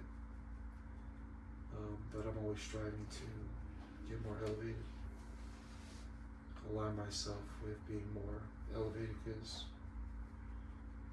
I mean, I don't want to be down here, I want to be up there, you know? I'm pretty sure it'd be better for my kids and the people that I love around me. So I guess striving to be elevated is what keeps me going. I'll tell you that one thing I learned was that you're not doing as bad as you think you are when it comes to striving, you know what I mean? I think the biggest part of striving to be the best person you are is one thing you mentioned a bunch, and that's love. I think that's the biggest thing when it comes to elevating yourself. So you gotta love, and love genuinely. And I see that with you, brother. I told you already, but when I see you with your kids, man, it makes me so happy, because you are a great father. And I think it was baby Nene, when she would not let go of you when we were at the party. I was like, man, look at this guy, how far he has come. I was like, holy crap, man. Yeah, I'm praying for her, bro. She's killing me. I love all my children, but my daughter is, man, it's, the karma's real. Not in a bad way, but Yeah. you gotta pay a price, and I'm going to pay that price. If that's what I gotta do because of what I took out, so that she don't go into the negative, I will definitely pay for that. Yeah. And I love it. She's taking, as she should, taking every ounce of me. Yeah. And I hope I'm keeping up at least now when I'm trying to get ahead, you know. So grateful. Thank you. That's the only thing I want to leave is you're striving more than you think. Thank you. So. I think I shared this with you all the time, bro, but I just freaking love you, bro. Me too, Jim. So just always proud of you. And I know I've been an a-hole for a long time. But like you said in the podcast, like I just see so much potential in you.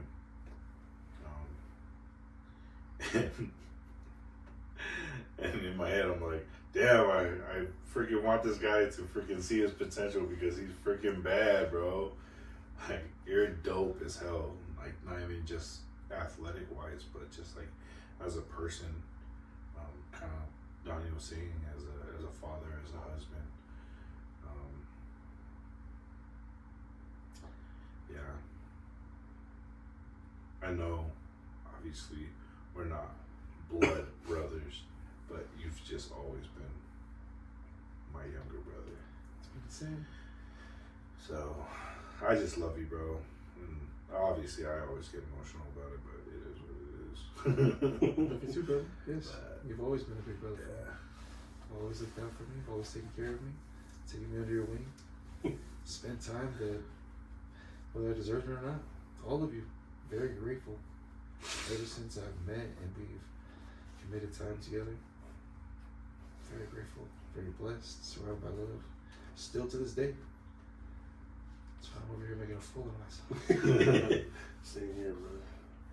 Well, question. Trapped in this room. Got nothing, bro.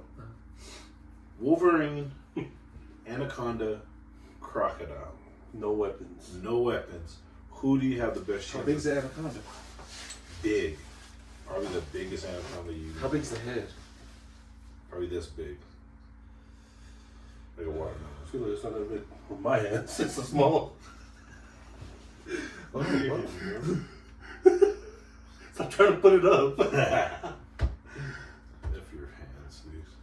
You said Wolverine.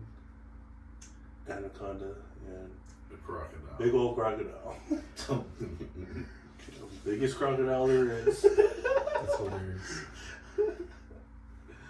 Okay, this is. I'm thinking. Obviously, it's not going to be that easy. It's going to take more than a couple. But I'm punting the hell out of that Wolverine. Damn, dude. As best as I can. Claw me up, choke. But I was thinking, am I going to be able to jump on the back of that anaconda and grab the head? Then what next? What's next? We can. You can? Slam the hell out of its head into the That's wall. crazy. In this wall? This space? Any wall. And What about the tail? You forgot about the tail. You think you're just choking an anaconda head. There's two. It's a snake. Grabbing it. Even the thumbs in the eyes. Hilarious. Eyes. Not losing no grip. Wait, where are you grabbing it if your thumbs are in the eyes? And he tries to bite me. How are you choking? That's crazy. You're going head on to the snake. He said that. You're looking at the He's snake. striking at It's him. good. It has to come to me. You think you're Harry Potter? There's nothing in the room. Just kidding. Tell you, bro, he's coming to me. You're gonna gouge the snake's eyes out. First of all, he's gonna try to bite me. That's hilarious. Oh, When he that's does bite me, crazy, he's gonna bite my arm. And then he's right there. That's right. That's 'Cause snakes are known for their weak eyes. Honestly, I think the least risk is. Wolverine? I'm not saying my kicks are amazing, but I mean, if I get a kick and it's like limping, then I'm stomping. But I mean, crocodile in this room? Nah, man. What are you I'm gonna getting do? tossed. I'm getting tossed off of the back of It's a crocodile. out of water. That's crazy. They still go on land. That's I know. part of it. They're not purely in water. They I can know. go on land too. But their greatest strength is in the That's water. hilarious. No, they can do both because they've been living No. this long. No. That Because is true. They've no. been living both. They eat in the water and on land. I know. You think they're like, man, I can only eat when I go in the water. Cause, No, I'm 'cause saying- I can't fight on land. Their jaw strength can't come up. It can't open up. Doesn't have to open up when you bite down and twist it. I and know, rip it but when off. you hold on to it, That's hilarious. You think you could spin out? You can spin with? 100%. They're not just gonna. 100%. It's not a washing machine. They're not just gonna go one way and just like stop and be like, man, he's still gonna keep on going. They're gonna whip you around and try to, It's not No, just spinning. and then It's whip. snap back on you on a different spot, and you think, man, I could have got out. They on can't- that. they I can't could have got open- out on that bite. They can't open their mouth. Like, I feel like I can hold. How do they eat? Here's my question: what are you gonna do? Yeah. When you just hug it? Yeah, when I have them, same as you. I'm gonna gouge the eyes That's with my hilarious. thumbs, bro. And then what? And then I'm gonna kill him. How? Dude, I'm just saying. eyes. I'm just saying Happy Gilmore killed it. Oh, That's a movie. No, it's not. It's based on a true story. Nah. they made a second. Because his life extended. His life continued. He didn't stop at that moment. Chubbs came back. I haven't even seen it. Nah, Chubbs died. I don't even know how. Like, yeah, Wolverine's a vicious thing, take down bears, but I mean, Bro, you ain't no bear, bro. Are they gonna rip off my leg? Is it gonna rip off my leg? It's going to scratch, claw, bleed me out. I got enough kicks for that. Rather than ripped off limb So you and think being you, squeezed to death after I'm like, I got his eyes. you think you could beat a bear? Beat a bear? Easy. That's crazy. I've always said this. Hunchbacks, they got hunchbacks, okay? They don't know how to utilize that. Years of evolution, they got too cocky, okay? You don't have to worry about their posture. Attack them where they're weak, okay? You ever had bareback? That's why they call it that, because it's easiest to get them over there. Easy to kill them. Easy to kill them. Bareback. Kill it on the bear's back. That's crazy, bro. People think I'll go head up, put it on the bear back. Wrong bar, bro. Kill the bear's back. Yeah, well, that's easy. Next question. Obviously, the question is, can one gorilla win versus 100 men? But our question is, how many men do you actually need to kill a gorilla? Do you agree that 100 men could kill a gorilla? You don't think 100 men can kill a gorilla? I'm not confident in my fellow man. Keep that on the podcast. Not you guys. I'm saying random 100 people? No. 100 people at the grocery store? I'm just going to be like, 100 people. got it. 100 people committed. Committed? Yeah, like they chose, death? they wanted to do that. Ooh. Like, I mean, even if we're all, like, even 50 were to, like, just hold on, the other 50 will beat him to death. Hey, 25 you getting smashed, like, 2 bits. They signed that though. they know. We're Yeah, going I'm in. talking about the dub. I'm not talking about them dying. I'm saying, are we going to win with 25 dead bodies being dragged around? I don't think so. I don't think so. I think everyone's going to get scared after the first 25 die, and if you don't... See, that's being realistic. We're not being realistic here. 100 men ready to die. Ready to die? Yeah, they're all ready to die. I bro. still don't, man. You see You how don't strong think- they are? They get tired though. See how strong I am. Are you questioning how tired a gorilla gets? They get tired, bro. Compared to humans? Yeah. If 100 men give all their energy to one man, he might be able to... You're still dying. Still dead. They're all dying. I don't believe it. I don't believe it. You don't think the No. gorilla's gonna get You tired? said nothing? You said nothing? You What are have your nothing. punches gonna do? What are your punches gonna do that other gorillas haven't been able to do? Two other gorillas. What if 2 other gorillas fought 100 men? You guys are not winning. 2 gorillas? Yeah, I'm not winning. But 2 I gorillas, need- 200 men. 200 That's 2 men. gorillas smashing 25 people at the same time. And it's like, oh, I don't know if I want to do this. Being part of that 75 that's like, I don't know if I want to go in. I'm telling you. I'm just telling you. I believe we only need 10. That's crazy. That's not even true.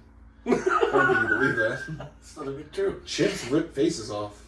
You think you and 10 people can catch and beat a chimpa? Yeah, 100%. I don't think any of you are strong enough. If they can rip off skin, Like you can- Caesar? yeah, Caesar. That's not a real chimp. You're guys. crazy. That's Chimps what it's are like based that, on. though. Chimps are like that. They They're can't talk. not that big. Okay, Kobo. Oh. Kobo, less words, still chimp. Pretty strong, bro. Still They're strong not- chimp. They're like They maybe rip like, faces off. But they're strong. Yeah, but that's people that freaking. That's suck, people with bro. fake people who don't work out their faces. I work Yeah. out my face. That's what I'm I'm saying, gonna keep my face. bro. There's no way he's catching my face. There's bro. no way you're catching a chimpanzee. because he's gonna come to me. You and 10 other guys, if you guys did Red Rover and tried to like catch him like that, nah, man. 3 of you get eaten alive before the other 7. Well, no, figure out what's I'm going not the 3. I'm the 7. You're part of the 7? I'm killing. Are that you chimp, running? bro. Because Nah, you gotta swing right now. toe to toe. I'm going with chimp, bro. You'll be the 4th face off. You'll be the next one, and I will be sorry. But I will be listening to Koba and the apes. It's their planet. What do you want? Okay, I'll be over You here. guys got organized? we were talking at work, and they're like, no, the first 10's gonna die from the gorilla, and the next 9 are gonna go, ooh. That's great. That's how I That's feel like a hilarious. gorilla. Yeah. I'm already on Planet of the Apes. So where do I work, sir? Hell no, bro. I'm killing the freaking ape, bro. I'll do it alone, bro. One John versus 100 apes. Done. How do you kill it if you guys have no weapons? I mean, do you guys think you're gonna choke it out, break its limbs? If I could choose the men, I'm taking like Brian Shaw. Hey, you and 10 other of the strongest men. As soon hold as this thing down. as soon as Brian Shaw gets torn up by a gorilla, no one else is doing anything. Thanks for your sacrifice. Yeah, it would be nice to be like, oh, look at the first hit. Ooh. Be like, They bite. Gorillas bite. turn around. Hey guys, we were gonna lose. You just took that Let's trap. get out of here. That's one of you. I got you here because you were fast. I think 10 strongest men, 4 of them, or just pick a limb, or maybe 25 of them on a limb. I think they can hold it down. I don't know, man. I don't know what a limb's gonna do to. I mean, they live in the wild. It's like that's the normal, Yeah, right? but if you can't move your arms and legs, what are you gonna do? They adapt because they're still living. They're gonna in the wild. adapt. They still have homes in the wild. I don't know. But they're gonna adapt. Just me though. They're gonna adapt while getting kicked in the face. They haven't had to adapt much. We're gonna have to adapt to their fight. I can't adapt. I can't adapt. It's not working fast enough. Where's my vines? I'm trying to get out of it. This last 70's going at me. Oh, think we're good? Yep. Thank you guys for joining us. This is Elevated Media. Myself, Donovan, and John. Thank you again, Terrance, for joining us and being our guest on this episode. Yeah, like we said last time, there's going to be a lot of changes with Elevated Media, but we'll keep you all updated. Peace. Peace. Okay.